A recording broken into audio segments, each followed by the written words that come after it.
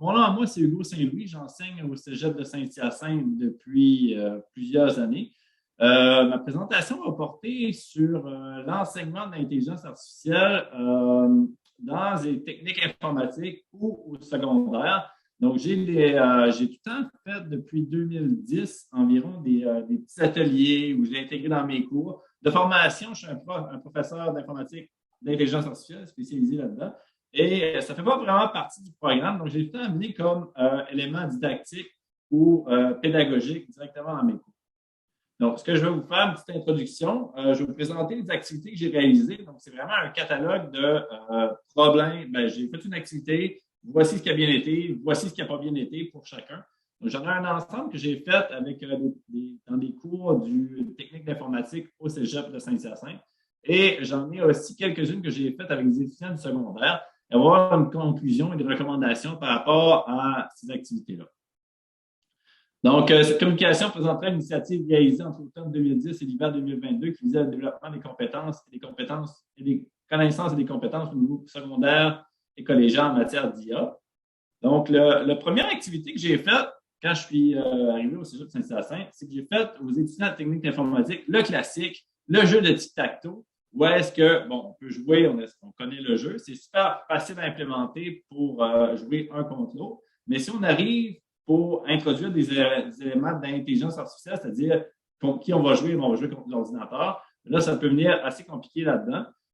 J'avais montré des heuristiques, le min-max principalement, ou d'y aller par un ensemble de codes. Genre, si j'ai une façon de gagner, ben, je vais faire celle-là, l'intelligence va faire celle-là, et etc. La section min-max était assez compliquée. Il y a, je pense, une personne qui l'a faite sur une trentaine d'étudiants.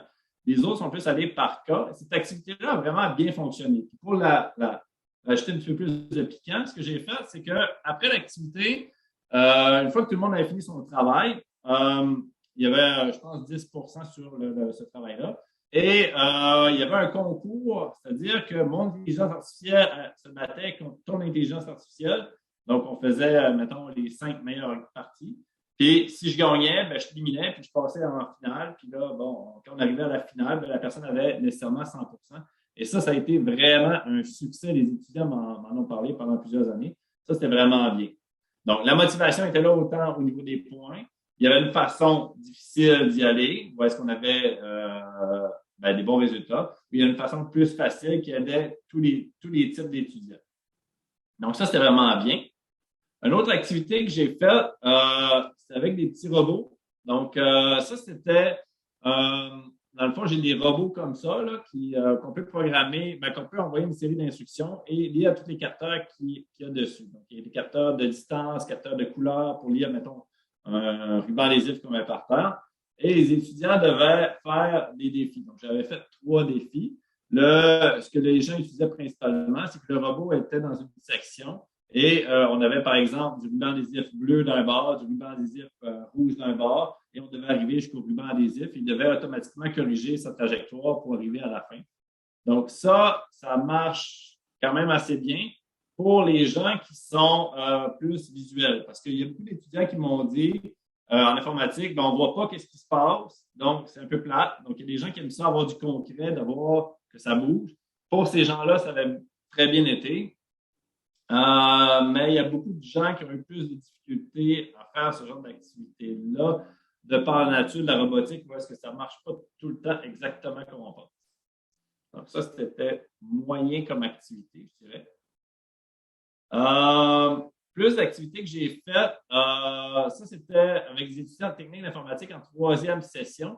Donc, c'est tout ce qui est en lien avec l'éthique. Donc, j'ai au moins une séance au complet que je passe là-dessus. Donc, déterminer quels sont les enjeux éthiques, quels sont les biais possibles. Donc, j'ai l'exemple ici. Moi, je fais souvent avec des exemples qui font rire les étudiants, de dire que il y a plusieurs années avec Google, c'était c'était vrai. À l'époque, quand j'ai commencé à faire cette activité-là, ça marchait vraiment. Tu écrivais dans Google White people stole my car. Puis il disait non, did you mean black people stole your car? Fait que là, il y a peut-être un problème éthique ou un biais ou trop de données qui biaisaient les suggestions. Donc, ça enclenche une discussion. Et ça, les étudiants adorent ce genre de réflexion-là et ça amène toujours à des débats enflammés. Donc, on avait toujours je sortais quelques cas, je lançais la balle et les étudiants la reprenaient dans les discussions en plénière. Donc, ça marche super bien. Une autre activité que j'ai fait, c'était de la reconnaissance de caractère. Donc, je vais revenir. Oh, je l'ai ici. Donc, il y a une application où est-ce que les étudiants doivent dessiner dans le carré blanc ici avec la souris, soit un caractère alphanumérique. Donc, tu peux rentrer, mettons, un A. Puis après ça, ben, tu rentres la valeur A ici, tu fais de l'entraînement pour dire, ben, ce que j'ai dessiné là, ben, ça correspond à un A. Et dans ce travail-là, je suis allé un petit peu plus loin. Ce que j'ai fait, c'est que les étudiants devaient, sans utiliser aucune librairie, développer directement les algorithmes d'apprentissage automatique. Donc, on utilisait l'algorithme du perceptron pour identifier le caractère, ce qui marche assez bien. Donc, sans même, je ne voulais pas utiliser des librairies déjà toutes faites. Je voulais pousser les étudiants à aller un peu plus loin, à dire que ce n'est pas juste je paye sur point, puis je fais rouler ma fonction. On ne sait pas trop qu'est-ce qu'il fait, mais qui me retourne une prédiction, un résultat. Donc, je voulais vraiment leur faire au complet qu'est-ce que c'était. Et ça a super bien été pour ces étudiants-là. Donc, les étudiants étaient contents de voir comment que ça marche réellement. Je vous dirais qu'il y a le 3/4 de ma classe qui ont vraiment adoré ça et le quart qui ont trouvé ça un peu trop difficile. Je dirais ça comme ça, mais c'est une activité que je répète année après année. L'autre activité que je fais souvent, c'est celle-là ici. Celle-là, c'est un peu l'inverse de l'autre. C'est que j'ai ma caméra Kinect et là, on va utiliser des librairies qui vont identifier comment que le corps est. Donc, où est la tête, où est les bras de la personne, où est le tronc, où est les hanches, où sont les jambes, etc. Et on va superposer des photos, des images par-dessus la personne. Donc, ici, on voit, ça, c'est mes deux enfants qui sont là et on superpose des images par-dessus les mains, par-dessus la tête. Tout ça est fait à partir de librairies déjà utilisées. Donc, tu n'as pas à comprendre la complexité mathématique derrière ça. C'est vraiment juste d'utiliser les bonnes fonctions, mettre ça au bon X, Y sur ton image, puis voilà. Ça fonctionne bien, mais mettons qu'après 1 heure, les étudiants ils sont tannés. Donc, on n'a pas besoin d'aller si loin que ça là-dedans. Donc, l'autre activité que je fais ensuite en lien avec ça, avec le même groupe, c'est que j'amène ça avec un jeu vidéo. Où est-ce que là, on réutilise les algorithmes du perceptron qu'on avait fait précédemment pour faire de l'entraînement. Donc, je vais montrer une image, puis la personne doit représenter, ça c'est moi ici, doit faire cette forme-là. Donc, je m'assieds, il faut que je programme toute mon application. Et je vais faire ce mouvement-là, puis je vais appuyer sur le bouton Apprendre. Donc, il va savoir qu'en position X, Y, Z, quand je fais ce mouvement-là, ça correspond à cette image-là. Donc, je fais ça plein de fois en me déplaçant un petit peu comme ça. Et ensuite de ça, quand j'arrive à un jeu vidéo, je vais réutiliser mes données d'entraînement pour dire que quand je fais cette position-là, celle-là, ça ne correspond pas trop. Mais si je fais cette position-là, ça correspond à l'image qui est là. Donc, ça me donne 1 point. On peut passer à la prochaine image. Puis on essaie d'en faire le plus qu'on peut à l'intérieur d'un certain temps pour faire le plus de points possible. Cette activité-là fonctionne super bien parce qu'on va utiliser les notions qu'on a précédemment. Donc, on avait le perceptron qu'on réutilise. Les étudiants l'ont déjà maîtrisé dans l'exercice d'avant. Ça va bien. Ça va quand même les challenger pas mal parce qu'il y a beaucoup de notions mathématiques qu'on va chercher avec ça. Puis, ils sont capables de les comprendre. Donc, ça va assez bien pour ça. La prochaine, d'autres que j'ai faites, d'autres activités que j'ai faites, ça, c'est intéressant. J'avais fait aussi un concours. Ça, c'était encore mes étudiants de 3e session. Technique d'informatique. J'avais fait un concours avec une compagnie privée qui, eux, travaillent dans les collèges.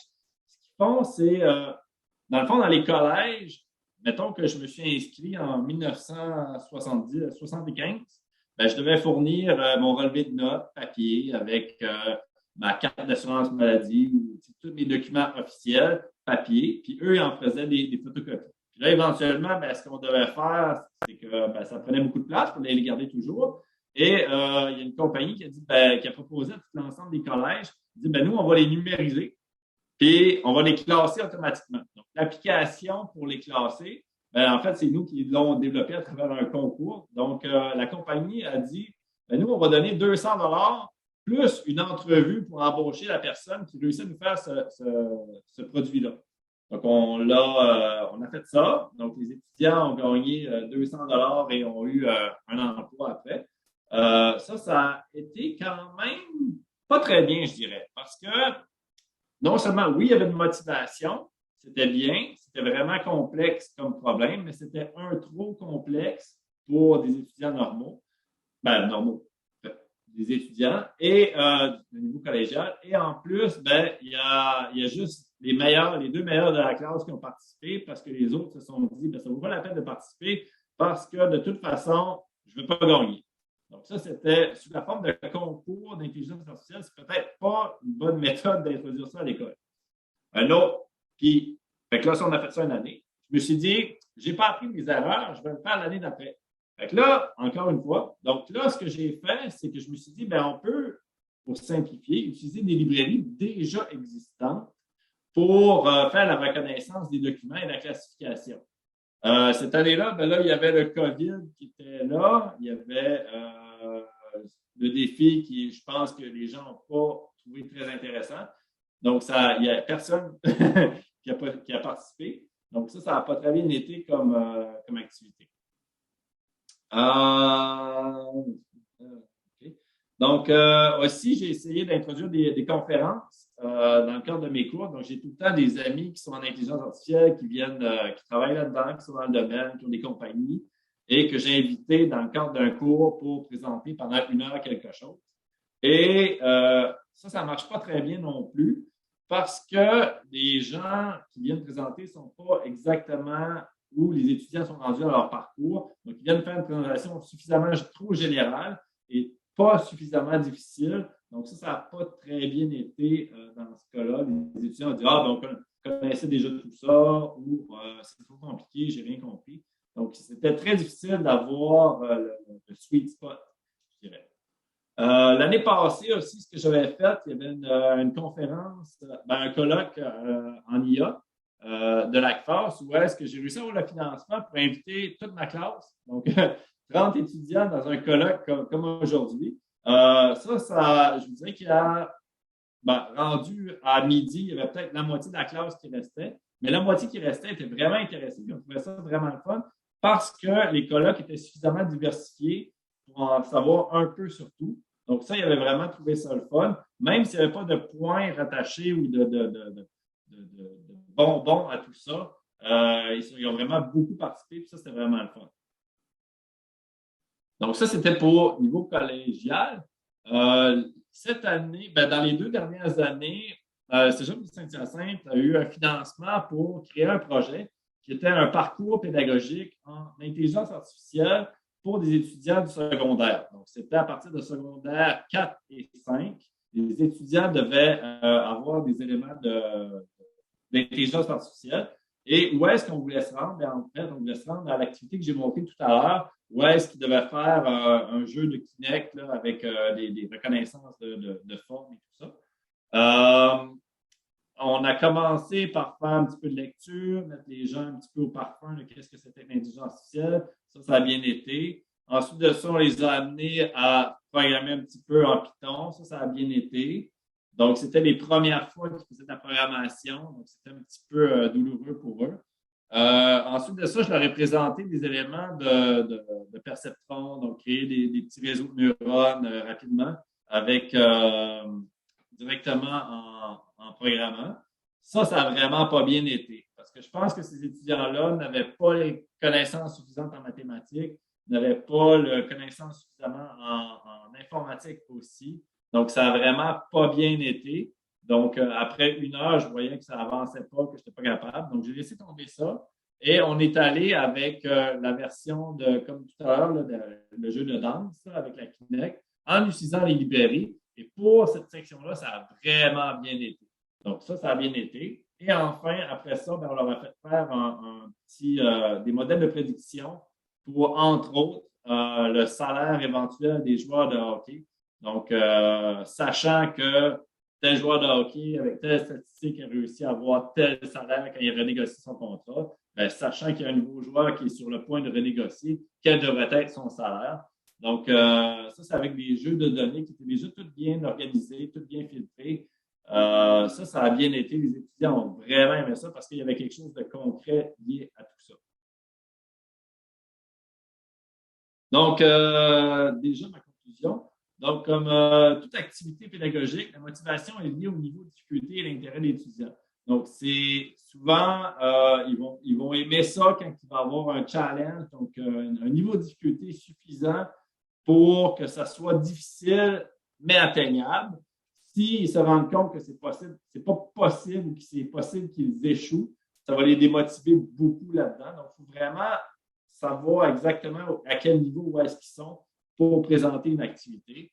Ce n'est pas nécessaire que l'activité soit obligatoire. Donc, j'ai remarqué que les étudiants participaient quand même s'il n'y avait pas des points rattachés à l'activité. Donc, c'est vraiment pas nécessaire de bonifier les activités ou de dire ben, c'est obligatoire, c'est dans le cadre d'un cours. Donc, j'ai plein d'activités que j'ai faites que c'était optionnel, c'était en dehors des heures. Les activités qu'on a vues tout à l'heure pour les étudiants du secondaire étaient en dehors des heures scolaires, donc c'était en parascolaire. Et les étudiants, les 5 ou 6 étudiants qui avaient participé ont été là du début à la fin, qui n'ont jamais manqué une heure, ils étaient vraiment impliqués dans leur apprentissage. Donc, il faut seulement que les connaissances apportent quelque chose à leur développement, c'est sûr. Donc, la plupart des étudiants de secondaire s'en vont dans des métiers de technologie, donc soit au cégep ou éventuellement à l'université. Donc, c'est vraiment lié à la technologie, c'est certain. Voilà. Donc, c'est pas mal ça, mes recommandations que je fais. Est-ce que vous avez des questions? Merci beaucoup, Hugo. Donc, effectivement, s'il y en a qui ont des questions, je vous invite à lever la main. Peut-être, Hugo, arrêtez le partage d'écran pour qu'on puisse se voir. Puis, donc, levez la main dans Zoom ou écrivez votre question dans le clavardage. Bon, alors, Normand, tu vas amorcer le mouvement. Normand, vas-y. Oui, mais j'avais peut-être une question concernant le projet avec l'école secondaire. Je me demandais, les élèves, il me semble qu'à Saint-Hyacinthe, à l'école FADET, il y en a qui ont des programmes de sciences et techno vraiment de la première à la cinquième secondaire. Je collabore avec des profs qui ont un Fab Lab dans leur classe, en fait, avec de l'impression 3D, du multimédia. C'est quand même assez dynamique. Je me demandais, les élèves avec lesquels tu avais collaboré, est-ce qu'ils étaient dans ce type de programme-là? Est-ce qu'il a peut-être donné une longueur d'avance? Je ne sais pas si c'est suffisant pour faire de l'IA en troisième, quatrième, cinquième secondaire. Mais je me pose la question, comment ce qu'on appelle les laboratoires créatifs, là, les Fab Labs au secondaire, si ça peut donner quand même un levier pour introduire l'IA plus rapidement un peu au secondaire, car effectivement, on en parle peu, les bases de mathématiques ne sont pas là, mais on voit des bases de programmation quand même, de robotique. Il y avait la compétition Robot First qui a eu lieu une couple de fin de semaine. Donc, on voit quand même que du côté de programmation, ça avance. En tout cas, j'aimerais t'entendre un peu là-dessus sur mais qu'est-ce que ça prendrait au secondaire un peu pour arriver à faire de l'IA ou arriver au cégep près du moins, ou en tout cas, je serais curieux de t'entendre. Ben, actuellement, nous, on était avec le Collège Saint-Joseph de Saint-Hyacinthe et c'était des étudiants qui étaient dans le programme technologique. Je sais pas, je connais pas beaucoup de programmes au secondaire. Je sais qu'ils étaient beaucoup liés au cours de technologie. Éventuellement, nous, c'était un projet qui était comme un prototype. On faisait un test. Et dans les prochaines années, il va être intégré dans leur projet de bac international, je crois, qui va être intégré là-dedans. C'est certain que toutes les initiatives du type FabLab et tout ça vont beaucoup, beaucoup aider à l'intégration de ce genre de projet-là, de tout ce qui est en lien avec l'IA. Donc, ça va intéresser de voir qu'est-ce qu'on peut faire parce que c'est des petites activités où est-ce qu'on amène de l'intelligence artificielle qui sont quand même concrètes. Les petites voitures qui se conduisent tout seules, les robots qui se battent ensemble, tout ça. Donc, ça intéresse beaucoup les étudiants à ce niveau. Merci, parce que tu vas voir si tu as une chance du côté aussi de Sorel-Tracy. Bernard Gariepi, cégep de Sorel-Tracy, ont aussi essaient de faire un pont comme ça. Eux, c'est du côté jeux vidéo, par exemple. Là. Donc, tu sais, d'aller faire des ateliers dans l'école secondaire pour que ça soit profitable pour le cégep également, de faire des pompes, des passerelles que les élèves arrivent à préparer. Je trouve ça intéressant, en tout cas, de réfléchir à la compétence numérique, pas en silo, mais du secondaire au cégep à l'université pour voir mais qu'est-ce qu'on apprend où pour éviter justement que ben, la moitié savent déjà de quoi on parle, l'autre moitié ne sait pas de quoi on parle, puis on se retrouve avec un gros décalage dans ces programmes-là, là, parfois. Là. Donc, je trouve ça intéressant, en tout cas, cette réflexion-là, puis cette combinaison-là secondaire cégep. Là. Ah, merci. Merci, Normand. Est-ce qu'il y avait une autre question pour Hugo? Nadia? Oui, Hugo, merci beaucoup pour la présentation. Moi, je suis arrêtée à la fin, là où tu parlais surtout du niveau nécessaire, donc vraiment un niveau d'activité ou bien de défi qui n'est pas facile, mais atteignable, donc pas difficile, pas facile, donc vraiment aller trouver le bon niveau qui va répondre aux besoins et puis vraiment engager les étudiants.